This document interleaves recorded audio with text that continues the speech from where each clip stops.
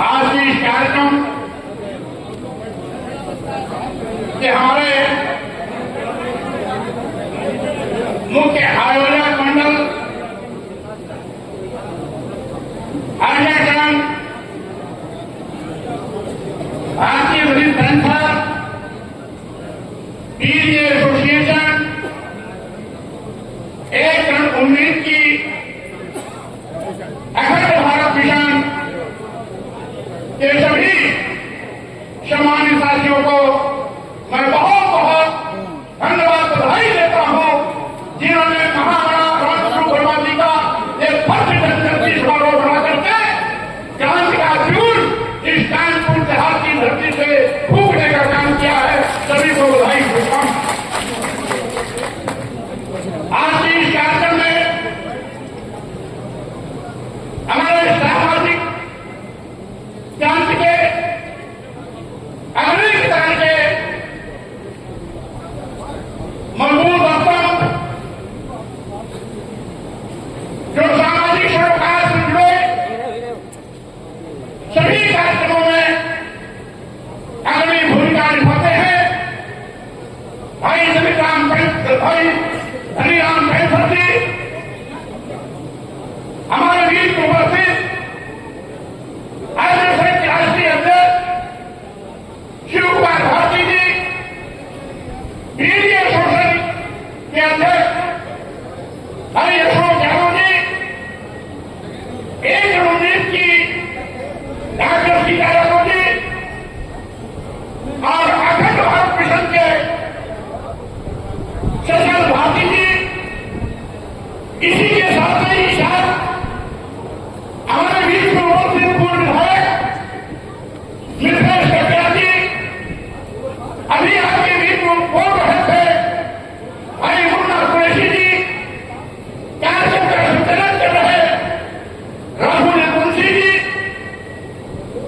इसी के साथ साथ हमारे कानपुर देहात के जिलाध्यक्ष भाई शिवम गौतम जी, कुलदीप शखवार जी, डॉक्टर योगेंद्र जी, कानपुर नगर जागीर के अध्यक्ष भाई रामराज मौर्य जी, मन पर बैठे हुए सभी सम्मानित इस जयंती अवसर पर हुए मुख्य वक्ता साथीगण और साथ ही साथ मन पर विराजमान हम सबके बीच के पूज्य भिक्षुगण, सभी सम्मानित साथियों, सर्वप्रथम आज महाराणा रणजीत वर्मा जी की जयंती अवसर पर मैं इस देश में करुणामयी बंधुत्व पर आधारित समतामूलक समाज की स्थापना का दर्शन देने वाले तथागत बुद्ध को नमन करता हूं। साथ ही साथ बहुजन समाज के जन्मे संतों गुरुओं, जिन्होंने समय समय पर अपनी आवाज से इस सामाजिक परिवर्तन आंदोलन को आगे बढ़ाने का काम किया, संत कबीर, संत रविदास, संत गुरु नानक को भी मैं कौन से आह्वान करता हूं, वर्णन करता हूं। और साथ ही साथ सामाजिक क्रांति के प्रणेता ज्योतिराव फुले जी, शिक्षा की देवी सावित्रीबाई फुले जी, फातिमा सेठ जी, आरएसएस के जनक छत्रपति साहू जी महाराज, भारतीय संविधान निर्माता बाबा डॉक्टर भीमराव अम्बेडकर, पेरियार रामास्वामी नायकर, नारायण गुरु, संत गाडगे, उत्तर भारत में डॉक्टर अम्बेडकर के रूप में अपनी पहचान छोड़ने वाले महाराणा रणजीत वर्मा जी, पेरियार नरहरि सिंह यादव जी और सामाजिक परिवर्तन आंदोलन को घर घर पहुंचाने वाले मानव कांशीराम जी को भी मैं प्रोत्साहन और वंदन करता हूं। साथियों, जैसा कि आप जानते हैं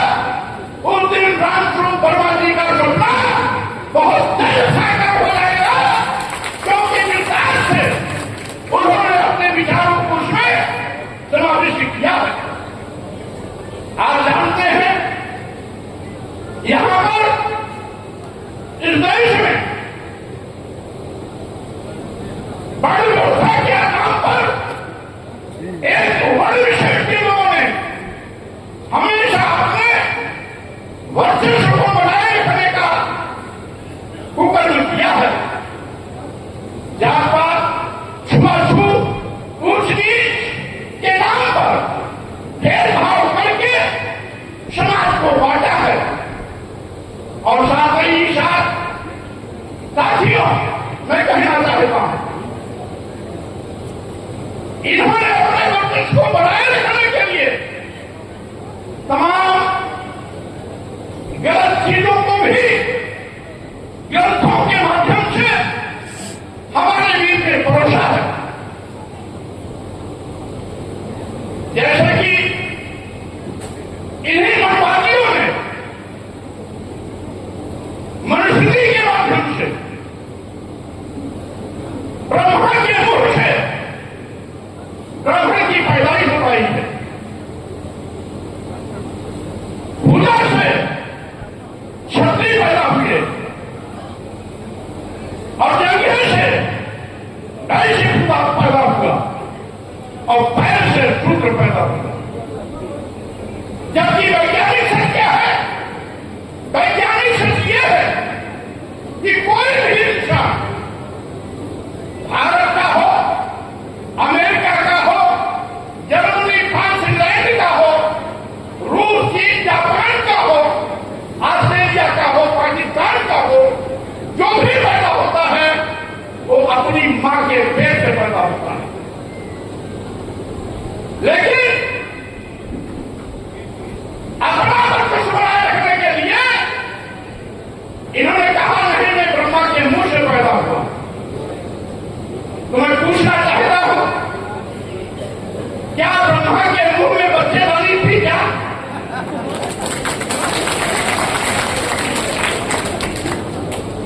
फिर कहते हैं बाहु से क्षत्रिय पैदा हुआ। तो क्या ब्रह्मा के बाहु में भी दूसरे बच्चेदानी थी क्या? और अगर बाहु जंगल से वैश्य पैदा हुआ तो इसका मतलब है ब्रह्मा के जंगल में भी बच्चेदानी थी और पैर से अगर शूद्र पैदा हुआ तो उनके पैर में बच्चेदानी थी। यानी ब्रह्मा के हर अंग में क्या बच्चेदानी थी क्या? हर जगह से बच्चे पैदा हो रहे। इसका जवाब किसी भी बड़े से बड़े ज्ञानी और यहां तक कि शंकराचार्य भी इस बात पर सफाई नहीं दे सकते, इस पर अपना उत्तर नहीं दे सकते।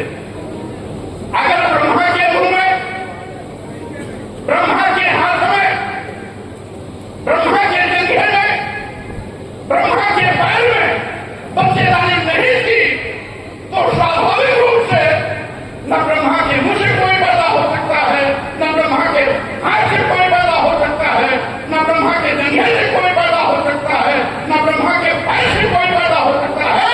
ये केवल कोरा बकवास है और अपनी सुपरमेंटी बनाए रखने के लिए, अपनी सुपरमेंटी बनाए रखने के लिए इस प्रकार के झूठे प्रचंड झूठे इन्होंने भूखंडी करके पूरे देश और समाज को दिग्भ्रमित करने की कोशिश की। जब मैं सब कहता हूं तो मुझ पर आरोप लगाता है कि मौला जी ब्राह्मणों को गाली देते हैं। मैं कहना चाहता हूं, जब मैं मानो एक समाज की विचारधारा को मानता हूं तो किसी जाति वर्ग विशेष को गाली देने का तो सपने में भी प्रश्न नहीं उठता। और जिसने हजारों साल से हमें गाली किया है, हम उस गाली देने वाले महर्षि को गाली देने का बात भूल के भी नहीं कर सकते हैं। हम तो ये कहना चाहते हैं कि समाज को बांटो मत, समाज को अपमानित मत करो, जात पात छुआछूत झूठ नीच के नाम पर भेदभाव का धंधा करना बंद कर दो। और साथ ही साथ मैं और इस कार्यक्रम के माध्यम से यही भी कहना चाहता हूं, यही लड़ाई हमारे महापुरुषों ने लड़ी, हमारे महापुरुषों ने लड़ी है। कभी ज्योतिबा फुले जी, कभी डॉक्टर अम्बेडकर, तो कभी उत्तर भारत में राजगुरु वर्मा जी, कभी पेरियार जी, तो कभी बिहार में बाबू जगदेव, शहीद बाबू जगदेव कुशवाहा जी ने ये लड़ाइयां लड़ते रहे हमारे महापुरुषों ने। और इसीलिए साथियों, आज जब सच कहा जाता है तो इनको मिर्ची लगती है, इनको जब सच कहा जाता है तो मिर्ची लगती। मैं कहना चाहता हूं, क्या आपके ग्रंथों की लिखी बात कहना ब्राह्मण को गाली है क्या? गाली तो आपने दिया। ये वर्णाधम तेरी कुम्हारा श्रीमती किरात कौन करवा, यानी ये दलित आदिवासी पिछड़े समाज की जातियों का नाम लेकर आपने उनको अधम कहा, नीच कहा। स्वामी प्रसाद मौर्य दृष्टिकोणी, स्वामी प्रसाद मौर्य इस बात से बदल है कि सभी इंसान समान है और सभी इंसान को समान रूप से सम्मान मिलना चाहिए। लेकिन आपको ग्रंथों में ऐसा नहीं किया, यानी गाली देने वाला खुद दूसरों पर आरोप लगाता है कि गाली दे रहे हैं। क्यों? क्योंकि इनके सच को हम उजागर कर रहे हैं, तो इनका सच उजागर होना ही इसको अपने के लिए गाली मान लेते हैं। हमने तो कभी गाली नहीं दिया, हमने इस पर जरूर किया कि ये बड़ा तेरे महाराज पुरस्कार छोड़ करवाना, जाति सूचे शब्दों का प्रयोग करके दलितों और आदिवासियों पिछड़ों को नीच और अधम होने का प्रमाण पत्र कोई नहीं दे सकता है। मैंने ये कहा, जो तुलसी बाबा ने रामचरितमानस में लिखा कि पूजा ही नहीं ना, हमको इस पर कोई राज नहीं, लेकिन एतराज है किस पर? जो आपने आगे लिख दिया कि पूजा शूद्र गुण ज्ञान न प्रवीणा, यानी शूद्र गुणी भी है, ज्ञानी भी है, प्रवीण भी है, एक्सपर्ट भी है, तो भी उसका सम्मान मत करो। इस पर हमको आपत्ति है। पूजा सकल नहीं हो, इससे हमारा कोई विचार नहीं। तुम चोर हो, लंपट हो, बेचारी हो, राजद्रोही हो, देशद्रोही हो, तुम अपना पूजा करो। लेकिन तुम्हें किसने ये अधिकार किया कि तुम SC ST OBC के लोग जितने भी पढ़ लिख के डॉक्टर, इंजीनियर, प्रोफेसर, वैज्ञानिक, IAS IPS क्यों बन जाए, लेकिन उनका सम्मान मत करना। ये तुमने प्रमाण पत्र देने की कैसे हिम्मत दिखाई? मैं इसका विरोधी हूं और मेरा विरोध भी अपनी जगह सच था। अगर सच नहीं होता तो गीता पर गोरखपुर रामचरितमानस की चौपाइयों का अर्थ नहीं बदलता। हमारे शूद्र पुष्णाली शकलता के अधिकारी, हमने यही कहा था ना, यानी देश की सभी स्त्रियां किसी भी वर्ग की हो, महिलाएं किसी भी वर्ग की हो, शूद्र कोई हो, SC ST OBC कोई हो, ये सब मारने पीटने के प्रताड़ित किए जाने के पास है। हमने इसका विरोध किया और जो विरोध किया था आगे कायम है। इसके लिए तो मैंने महामहिम राष्ट्रपति जी को, प्रधानमंत्री जी को लिखित पत्र भी भेजा था, उनकी पावती भी आई थी कि ऐसे धर्म ग्रंथ के नाम पर इस देश के 90-92% दलित आदिवासी विषय को गाली नहीं दिया जा सकता। देश की आबादी, आधी आबादी महिलाओं को मारने पीटने प्रताड़ित करने के लिए उकसाया नहीं जा सकता, या धर्म के नाम पर फरमान जारी नहीं किया जा सकता। मैंने तो यही कहा था, लेकिन आपको इस देश के दलितों आदिवासियों पिछड़ों का सम्मान नहीं दिखाई पड़ता। मध्य प्रदेश में आदिवासियों के सिर पर पेशाब किसने किया?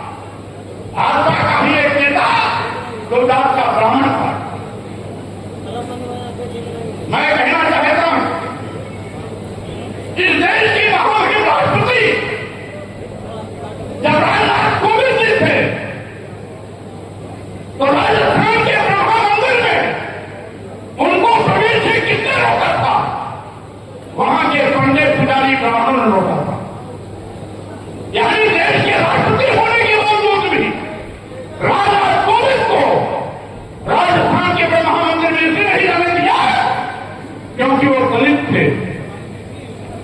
पिछले साल दिल्ली के जगन्नाथ मंदिर में वर्तमान राष्ट्रपति द्रौपदी मुर्मू को मंदिर के गृह प्रवेश से जाना तो दूर, बाहर लगी हुई बैरिकेडिंग के बाद रोक दिया गया, जबकि उनके अधीन सरकार का एक मंत्री जो उनके साथ गया था मंदिर के गर्भगृह में खड़े करके पूजा कर रहा है और राष्ट्रपति द्रौपदी मुर्मू को बैरिकेडिंग के बाद रोक दिया गया। क्यों? इसलिए तो आदिवासी समाज की आप आने को आप करते हो, अरे अरे को नहीं, देश के दो राष्ट्रपतियों को अपमानित किया है, मंदिर में जाने से रोका। एक को इसलिए रोका क्यों दलित है, दूसरों को इसलिए रोका आदिवासी है। और उत्तर प्रदेश में पिछले वर्ष का एक मुख्यमंत्री जब कालिदास बात खाली करता है तो गोमूत्र से को धुलवाता कौन है? यही ब्राह्मण लोग धुलवाते, यही भाजपा के लोग धुलवाते, यही स्वर्ग के ठेकेदार धुलवाते। अभी अभी हाल में इटावा में हमारे दो यादव भानुकाचारी को बंधक किसने बनाया? रात भर पिटाई किसने की? उनका सिर किसने उनके सिर के बाल किसने उड़वाए? उनकी छुट्टी किसने कटवाई? महिला मूत्र से उनको पवित्र किसने कराया? ब्राह्मणों ने कराया या हमारी नहीं दिखाई पड़ती। अगर तुलसी की लिखी चौपाई में दलितों, आदिवासियों, महिलाओं के लिए अपमानित करने की बात की गई, उसका हमने विरोध कर दिया, तो आप कहते हो स्वामी साहब बोले ब्राह्मणों को गाली देते हैं। ये गाली है। तुलसीदास की गलत बातों को उजागर करना क्या ब्राह्मणों को गाली लगती है? अगर गाली थी तो आपने गीता प्रेस के माध्यम से उसका आर्टिकल बनवा दिया। इसका मतलब है स्वामी प्रसाद मौर्य का स्टैंड सही था और इसीलिए आप झूठा देके और मारना पीटा करने की जगह शिक्षा नहीं दिया। लेकिन चोर को कोई न कोई लक्षण छोड़ ही जाता है, चोर कोई न कोई लक्षण छोड़ ही जाता है। आपने एक जगह तो तारण का मतलब शिक्षा लिख दिया, लेकिन वहीं पर दूसरी जगह से लिखा हुआ है शासक तारक पुरुष कहता पूरे विप्र सकल बोले संता। कहा है सब संता, ये तो आपने नहीं बता, वहां तो नहीं बता, वहां तो आधी तारण का मारना पीटा प्रवेश करना है। और फिर मान लो हम शिक्षा से मान लेते हैं तो ढोल गंवार और पशु भी है, तो ढोल को कौन सी शिक्षा देंगे? पशु को कौन सी शिक्षा देंगे? इसलिए बदलने के बाद भी आज के जो मन का पाप है वो मिटने वाला नहीं है। वो चार्ज आप पर था, आज भी चार्ज है और आगे भी रहेगा, क्योंकि अब बहुजन समाज सम्मान स्वाभिमान के लिए तय किया है। अब तुम्हारे मारा जाने भरने वाला नहीं है। और साथियों, मैं ये कहना चाहता हूं, आज आपको सदैव सावधान रहने की आवश्यकता है। विशेष रूप से महामना रामचंद्र वर्मा पेरियालय सिंह यादव की धरती, उन्होंने बहुत पहले इस देश के बहुजन समाज को सावधान किया था। उसमें समझ में नहीं आया। अगर उसमें सभी लोग सम्मान स्वाभिमान के लिए खड़े हो गए होते तो आज तक मनोभाव हमेशा हमेशा के लिए जमीन के अंदर सफल हो गया होगा। आज फिर से इस पर हमला करने की आवश्यकता नहीं पड़ती। लेकिन उसमें कानपुर देहात के लोग सो रहे हो। कानपुर देहात ही नहीं, उत्तर प्रदेश के लोग भी सो रहे हैं। और समाज को उसमें जो ताकत महामना रामचंद्र वर्मा और पेरियालय सिंह यादव जी के साथ खड़ा होकर देना चाहिए था, वो नहीं हो सका। और यही कारण की मेहनत आपकी बढ़ गई। अब आप सभी को एक अभियान चलाना पड़ेगा। हम अगर जयंती मनाने आए हैं तो केवल श्रद्धा सुमन अर्पित करके उनके विषय में 2 शब्द बोल करके चले जाए, ये पर्याप्त नहीं। बाकी संकल्प लीजिए इस कानपुर धरती से जहां मनुवाद को खत्म करने के लिए महाराणा रामसिंह वर्मा जी ने कभी अपील किया था, सिंह यादव ने मजबूती जलाई थी। इस धरती से मनुवाद सफल होना चाहिए। सबसे बड़ी शुरुआत इस कानपुर की धरती होना चाहिए। स्वामी प्रसाद मौर्य जिंदाबाद जिंदाबाद जिंदाबाद साथियों, स्वामी प्रसाद मौर्य जिंदाबाद जिंदाबाद जिंदाबाद। साथियों, मैं एक चीज और कहना चाहता हूं। आज इस देश में मनुवाद सत्ता पर काबिज है। बाबा साहब डॉक्टर अम्बेडकर ने भारतीय संविधान के अनुच्छेद 16 के तहत SC ST के लिए जो आरक्षण दिया था, सत्ता में बैठे हुए लोगों ने उसको निष्प्रभावी कर दिया है, शून्य कर दिया है, मृतप्राय कर दिया। जब से डबल इंजन की भाजपा सरकार सत्ता में आई है, इन्होंने सरकारी नौकरियां नौजवानों को देना बंद कर दिया। जब सरकारी नौकरी रही तो आरक्षण अपने आप खत्म, क्योंकि सरकारी नौकरियों में ही आरक्षण दिया जाता था। आउटसोर्सिंग में आज भी लोग आरक्षण नहीं दिया जा रहा। प्राइवेट नौकरियों में आज भी आरक्षण नहीं, केवल सरकारी नौकरियों में आरक्षण था।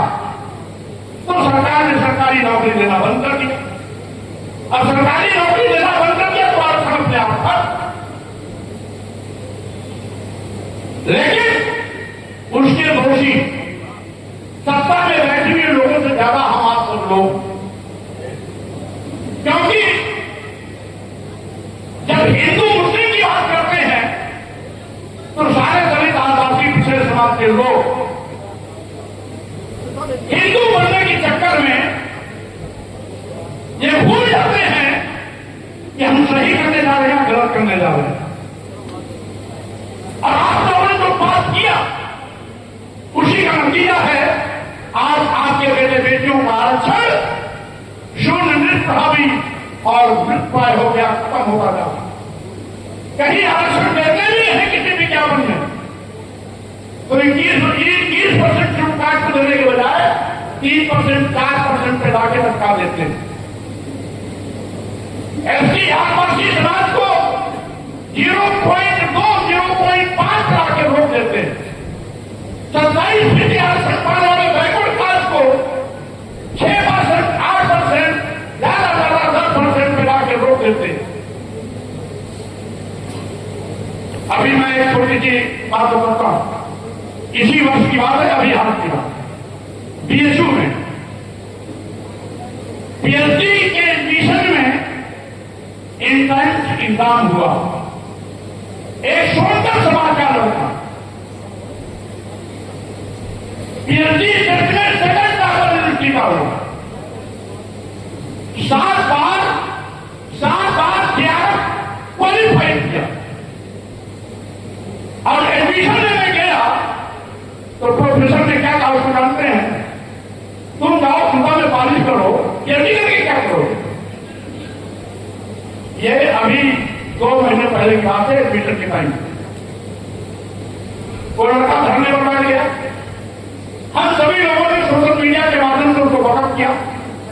पूरे देश में बड़े पैमाने पर लाखों की तादाद में उसके लोग साथ खड़े हुए। जब देखा कि BSU प्रशासन की बड़ी किरकिरी हो रही है तो 10वें दिन उस लड़के का अंतर छुड़वाकर उसको ले जाकर एडमिशन कराया।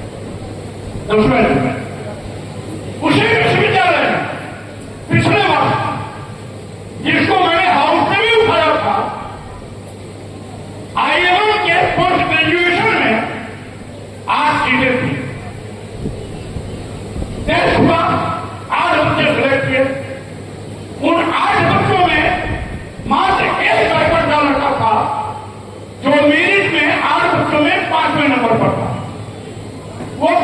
प्रजापति समाज का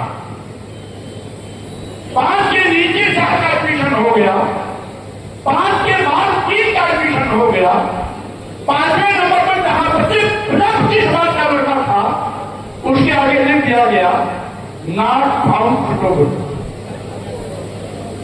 नॉट फाउंड सुटेबल।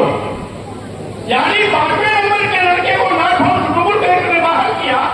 8 में एक ही नंबर का लड़का था, वो भी चला गया बाहर, नॉट फाउंड सुटेबल, और 6 का एडमिशन हो गया। और उसकी जो सीट खाली थी 1 महीने बाद उसके ऊपर भी फॉरवर्ड को एडमिशन दे दिया।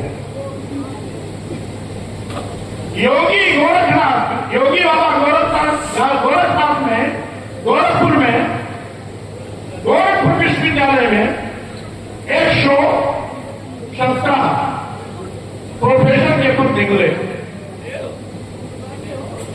117 में 111 था सामान्य वर्ग के लोगों की भर्ती हुई, और मात्र 6 पदों पर उसी स्थापन में एससी भी, एसटी भी, ओबीसी भी, माइनॉरिटी भी, यानी जिनकी आबादी 90% है उनको 6 पद दिया गया, और जिनकी भी आबादी 8% है उनको वहां पर 111 पद दिया गया। यह है जो हिंदू के नाम पर आपने सत्ता में मोदी योगी को भेजा है, उसका दुष्परिणाम आपके आने वाली पीढ़ी को भोगना पड़ा।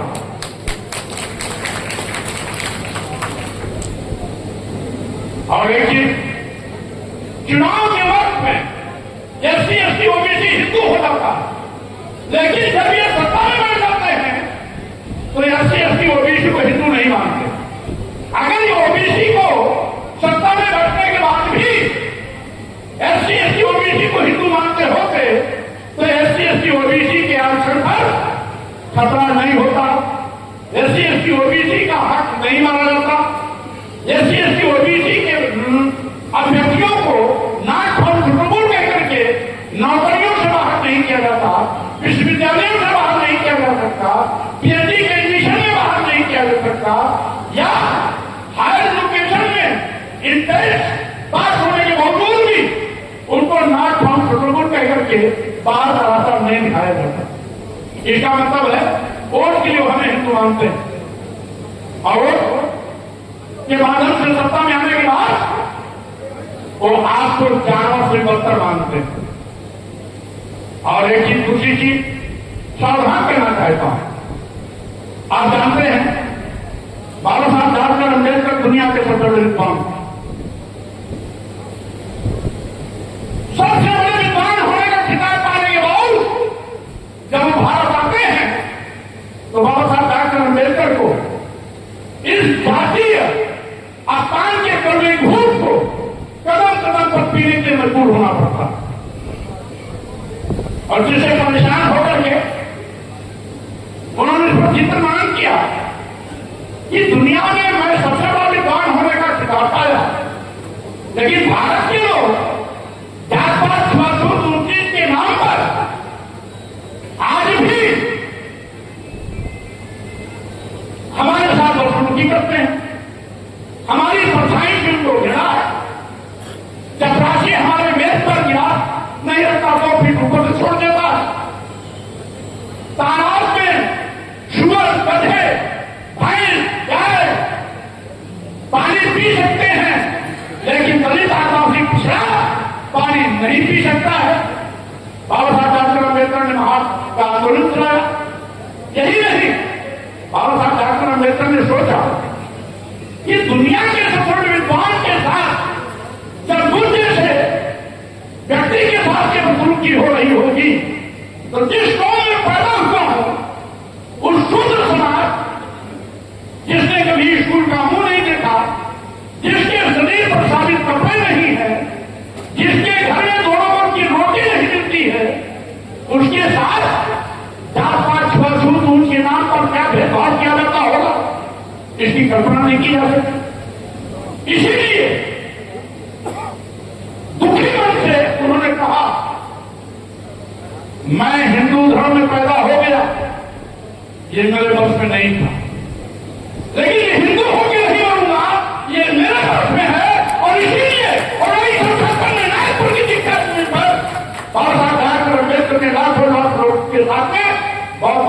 करने का काम किया।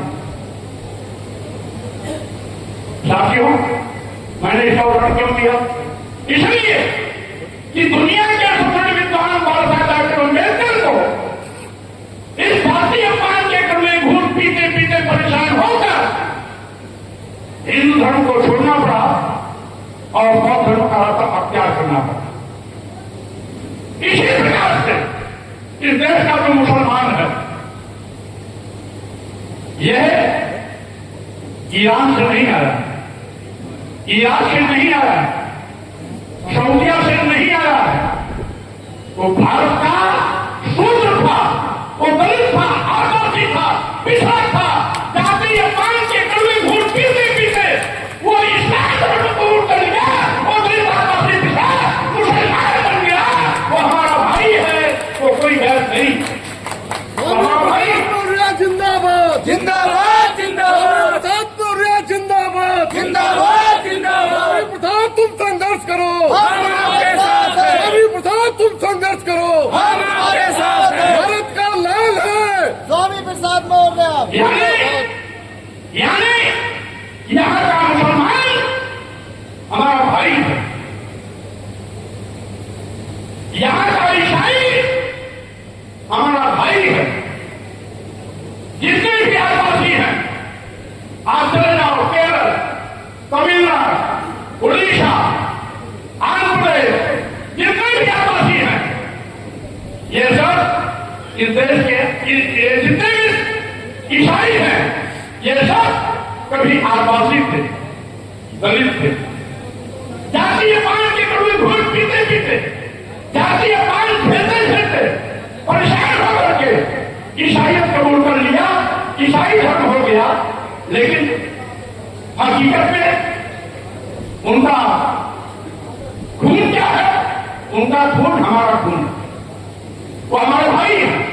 वो दलित आदिवासी पिछड़े मनवादी भाषा में और शूद्र है, और शूद्र ही फिर बाबा साहब डॉक्टर अम्बेडकर को बहुत करना पड़ा। इसी प्रकार से यहाँ के तमाम हमारे दलित आदिवासी पिछड़े भाइयों को इस्लाम धर्म को करना पड़ा, मुसलमान बन गए। ईसाई धर्म को करना पड़ा, ईसाई बन गए। और गुरु नानक ने तो इस हिंदू पूजा बुद्धि व्यवस्था से मुक्ति पाने के लिए, मूर्त पूजा से मुक्ति पाने के लिए, पाखंड से बचने के लिए, जात पात अछूत और ऊंच नीच भेदभाव से हटने के लिए उन्होंने सिख धर्म का इजाद कर दिया, जिसमें कोई मूर्त पूजा है ही नहीं। सिख धर्म में कोई मूर्त पूजा है ही नहीं, कोई पाखंड नहीं, कोई जात पात छुआछूत ऊंच नीच का भाव नहीं। यानी इस देश में बहुत मुसलमान, ईसाई, सिख जितने भी है, वो सब कभी इस देश के दलित आदिवासी पिछड़े थे, यहाँ के मूल निवासी थे, जो समय समय पर सम्मान और स्वाभिमान की चाहत में कोई बौद्ध बना, कोई ईसाई बना, कोई मुसलमान बना, कोई सिख बना, या कोई और नहीं है। ये मनवाद के वो विरोधी सताए गए लोग हैं, जो मनवाद को खत्म करने के लिए इन्होंने अपना रास्ता बदला, और उसको हमें आप सबको गंभीरता से लेना इसलिए चाहिए, इसका जिक्र हमने इसलिए किया कि जब ये कहते हैं हिंदू मुस्लिम, तो हिंदू के नाम पर कौन लड़ता है? दलित आदिवासी पिछड़ा लड़ता है। हिंदू मुसलमान भाई हुआ अगर कभी, तो हिंदू के नाम पर दलित आदिवासी पिछड़ा मरे या मुसलमान मरे, इनका क्या बिगड़ रहा है? ये तो भाई का भाई सरकार का है, इधर का असर करे तो उधर का असर करे तो। ये सब दलित आदिवासी पिछड़े थे, ये सब दलित आदिवासी पिछड़े हैं, उन्होंने धर्म प्रदर्शन किया, इधर भी मरे उधर भी मरे। दादा कौन? उनका क्या नुकसान? उनकी गति साफ, उनका चढ़ावा सुरक्षित, उनका मठ ही उनका सब कुछ। और इसीलिए मैं कहना चाहता हूं, ये भी अभियान चलाओ। यहां का दलित आदिवासी पिछड़ा ही बौद्ध है, सिख है, ईसाई है, मुसलमान है, कोई विदेश से नहीं आया, कोई बाहर से नहीं आया, किसी भी ईसाई को बगल में खड़ा कर दो, किसी मुसलमान को बगल में खड़ा कर दो, दलित आदिवासी पिछड़े को बगल में खड़ा कर दो, सबका रंग रूप एक है, सबका रंग रूप एक है। बाहर से आने वालों का चेहरा किसी का नहीं दिखाई पड़ा, सब भी भारतीय लोग हैं, भारत के लोग हैं। और इसीलिए साथियों, मैं आपसे कहना चाहता हूं, इनके विक्रम से आपको सावधान रहना, इनके विक्रम से आपको सावधान रहना। दलित आदिवासी पिछड़े समाज के लोग आज आपके हाथों पर प्रगति डाली जा रही, आपके बेटे बेटियों की नौकरी खत्म होने जा रही, आपका आरक्षण शून्य निष्प्रभावी किया जा रहा, आपके बच्चों का स्कूल बंद करने का पास किया जा रहा है। 27,764 स्कूल बंद करने की इनकी योजना। इन गांव के स्कूल में कौन पढ़ता है? गरीब का बच्चा, दलित का बच्चा, आदिवासी का बच्चा, किसान का बच्चा, मजदूर का बच्चा, यही तो पढ़ते हैं। कोई अमीर पढ़ता है, कोई पंडित जी का बच्चा पढ़ता है, कोई बाबू साहब का बच्चा पढ़ता है। ये गरीब के बच्चे ना पढ़ पाए, इसलिए स्कूल बंद करने की साजिश चल रही है। ये तो हमने इसका करके विरोध किया, प्रदेश मुख्यालय पर भी, जिला मुख्यालय पर भी, विकास खंडों में होकर ये बाइक रैली के माध्यम से भी हमने हर समय का विरोध किया, जिसके नाते सरकार को अपना निर्णय वापस लेना पड़ा। लेकिन अभी भी सावधान रहने की आवश्यकता है, इनके मन में भी पाप है। उच्च शिक्षा कितना महंगा कर दे रहे हैं कि गरीब का बेटा बेटी इतना पढ़ पाओ। और साथियों, मैं एक चीज और आपको सावधान करना चाहता हूं। पहले बाबा साहब डॉक्टर अम्बेडकर के भारतीय संविधान के पहले हमें धर्म के नाम पर इन्होंने धन धरती शिक्षा सम्मान से वंचित किया। नारी शूद्रो गद्यता, हमारे महापुरुषों के संघर्षों ने, हमारे भारतीय संविधान ने हम सबको मौलिक अधिकार के रूप में राइट टू एजुकेशन एक्ट के माध्यम से हमें पढ़ने लिखने का अधिकार मिला। लेकिन आज शिक्षा को महंगी करके विश्वविद्यालय से आज के मेरे बेटियों को एडमिशन से रोका जा रहा है। नाउ प्लेटफॉर्म रूल हथियार का इस्तेमाल कर आपकी प्रतिभाओं को नजरअंदाज किया जा रहा है। और यही नहीं, इस सरकार ने 1 साल और चली, इन्होंने एक योजना चलाई है, क्या जानते हैं? इन्होंने विश्वकर्मा सम्मान समारोह योजना चलाई। इस योजना का क्या मतलब है जानते हैं? इस योजना का मतलब है जो बहुत ज्यादा पुश्तैनी काम करते रहे, उस पुश्तैनी काम को करो, उसको बढ़ावा देने की योजना है। यानी मोची का लड़का और IAS आर्टिस्ट बने के सपना न देखे। इनकी योजना है कि मोची का लड़का मोची गिरी करे, बढ़ई का लड़का बढ़ई गिरी करे, लोहार का लड़का लोहारी करे, सब्जी बेचने वाले का बेटा बेटी सब्जी बेचे, दूध दही बेचने वाले का बेटा दूध दही बेचे, जो बांस की दलिया दौड़ी आज बनती है उसका लड़का और दलिया दौड़ी बनावे। यानी जो पुश्तैनी काम है, भांगी का लड़का और पढ़ाई लिखाई करके डॉक्टर इंजीनियर बनने का सपना न देकर वो अपने पुश्तैनी काम को करे। और पुश्तैनी काम करने के लिए आर्थिक मदद देने के लिए ही यह विश्वकर्मा सम्मान योजना बनाई गई है। एक धोखा है, छलावा है। 400 के पार का आंकड़ा देने वाले लोग भारतीय संविधान बदलने से चूक गए, आज बैसाखी पे आ गए, तो अब उन्होंने नई चाल और नई टिकट चली है कि भारतीय संविधान को हम अगर नहीं बदल पाए तो हम अपनी नीतियों को लागू करके उन भारतीय संविधान की दी गई व्यवस्था को हम कुंठित कर सकते हैं, उसको दबा सकते हैं, भारतीय संविधान की बात को हम पीछे कर सकते हैं। और इन योजनाओं के माध्यम से हम से मकर जाल में फंसा सकते हैं। इससे सावधान रहने की आवश्यकता है। साथियों, हमारे महापुरुषों ने एक लंबी लड़ाइयां लड़ी।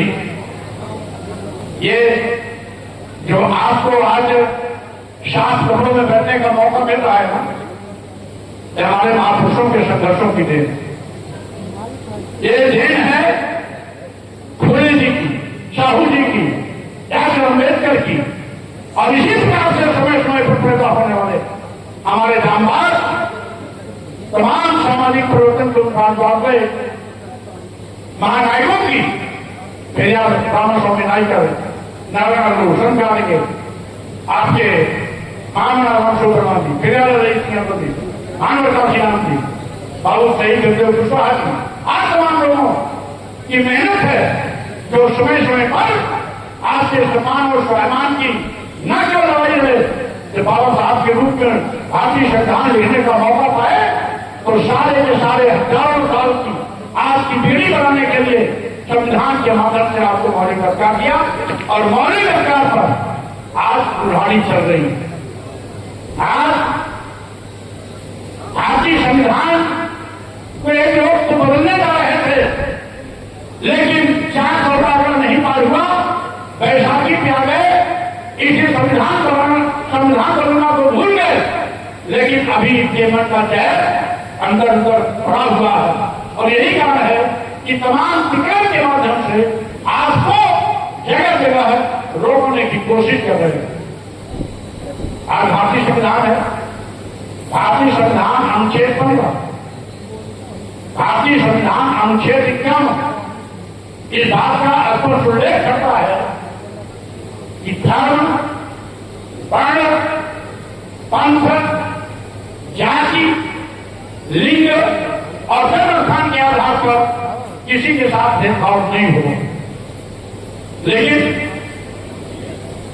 सत्ता में बैठे हुए लोग जो भारतीय संविधान की कसम खा करके प्रधानमंत्री, मुख्यमंत्री बनते हैं, सत्ता में बैठने के दिन से ही हिंदू मुसलमान, हिंदू मुसलमान, हिंदू मुसलमान, मस्जिद मंदिर, मस्जिद मंदिर, क्या कहना चाहते हैं, ये संविधान की विरोधा की धज्जियां होती। ऐसे लोग जो इंसानियत के दुश्मन हैं, जो इस मुल्क के दुश्मन हैं, इस कौम के दुश्मन हैं, भारतीय संविधान के दुश्मन हैं, मानवता के दुश्मन हैं, ये कभी भी आपके हित की नहीं हो सकते। इसलिए शाम को दूध पिलाना बंद करो, शाम को दूध पिलाना बंद करो। और जो अभी आप कह रहे थे ना, ईश्वर में 90 शोषित है, 90 भाग हमारा है, ये केवल कहने से बात नहीं चलेगी, कसम खाना पड़ेगा, नारा देना पड़ेगा, और हमारा राज तुम्हारा नहीं चलेगा, नहीं चलेगा। इस तरीके से जब आप नारा दोगे उसको बुलंद करना पड़ेगा, और हमारा राज तुम्हारा नहीं चलेगा, नहीं चलेगा, और हमारा राज तुम्हारा नहीं चलेगा, नहीं चलेगा। जब ये संकल्प लोगे तब जाकर के बात बनने वाली है। अन्यथा ये तो हम सब जानते हैं, ये हम सब जानते हैं कि 100 में 90 शोषित है, 90 भाग हमारा है, तो मिलेगा कैसे? जब सत्ता में नहीं रहोगे तो मिलने वाला नहीं है। जो मिला है वो भी छीन लिया जाएगा, छीनने की कोशिश चल रही है। सावधान हो जाओ, संविधान अगर बदल दिया गया होगा तो सब हमारे महापुरुषों के किराए पर अब तक पानी फिर गया होगा। संविधान बचाने के नाम पर जागरूक लोगों ने इनको बैसाखी पे खड़ा कर दिया। इसलिए आप लोग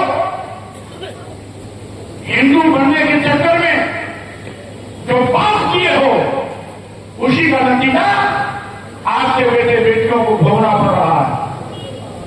आश्रम से हाथ धोना पड़ रहा है, नौकरी से हाथ धोना पड़ रहा है, शिक्षा से हाथ धोना पड़ रहा है, विश्वविद्यालय में पढ़ाई से उनको हाथ धोना पड़ रहा है।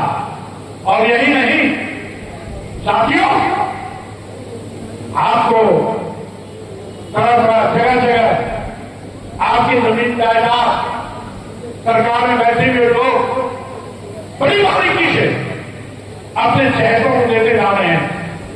आपकी कमाई का चाय बेचने वाला देश बेच रहा है।